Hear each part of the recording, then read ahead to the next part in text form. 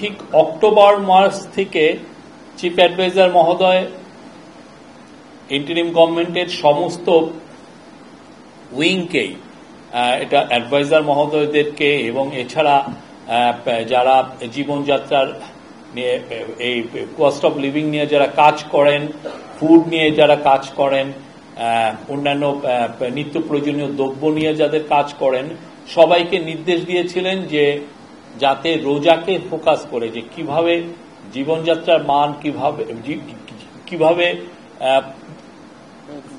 Food পণ্যের, বিশেষ করে ফুড এবং অন্যান্য পণ্যের দাম কিভাবে সহনীয় পর্যায়ে আনা যায়, সে লক্ষ্যে ইন্টেন্সিভলি কাজ করা হয়েছে।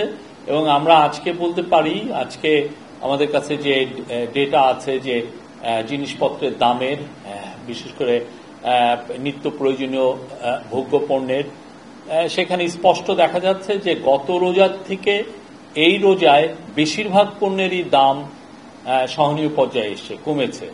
এবং এই যে সহনীয় পর্যায়ে আসা, এটা আমাদের পুরো রোজা ধরে, এই যে সামনে যে রোজা আসছে, পুরো রোজায় আমাদের ফোকাস থাকবে যে এটাকে কিভাবে এই দামটাকে সহনীয় পর্যায়ে রাখা যায়।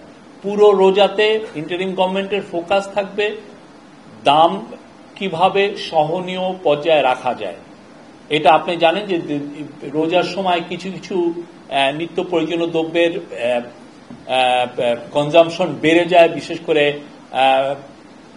এডিবল অয়েলের ক্ষেত্রে এটা আমরা দেখেছি, বা স্ন্যাক্স, অন্যান্য কিছু যেমন ছোলা বা খেজুর, সেগুলোর ক্ষেত্রে।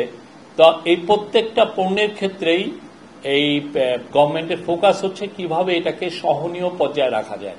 এটার জন্য ইন্টেন্সিভলি কাজ করছে কমার্স মিনিস্ট্রি, এটার জন্য কাজ করছে ন্যাশনাল বোর্ড অব রেভিনিউ, এটার জন্য কাজ করছে সেন্ট্রাল ব্যাংক, এবং এটার জন্য কাজ করছে ট্যারিফ কমিশন। সবার সম্মিলিত প্রয়াসে আজকে আমরা বলতে পারি যে অনেক পণ্যেরই দাম সহনীয় পর্যায়ে এসছে। এবং আমাদের পুরো রোজা জুড়েই ফোকাসটা থাকবে কিভাবে এই দামটাকে আরো সহনীয় পর্যায়ে আনা যায়, এবং সে লক্ষ্যে কিছু কিছু পণ্যের আরো যাতে সরবরাহ বাড়ানো যায়। বিশেষ করে এডিবল অয়েলের ক্ষেত্রে আমরা প্রতিদিন মনিটর করছি কত টন এডিবল অয়েল বিদেশের থেকে আসছে রিফাইনিং এর জন্য, এবং সেটা আমরা দেখছি যে আমরা আশা করছি যে সাপ্লাই পরিস্থিতি সামনে আরো ভালো হবে, এটুকু আমরা বলতে পারি। এবং সেক্ষেত্রে আশা করা যায় যে দাম সহনীয় পর্যায়ে থাকবে। আমরা আপনাদেরকেও খুব শীঘ্রই এই যে দামের যে লিস্ট এবং গত বছর কি ছিল, গত রমজানে কি ছিল, সেটার একটা আপনার কম্পারেটিভ পিকচার আপনাদেরকে দিব, আপনারা দেখবেন।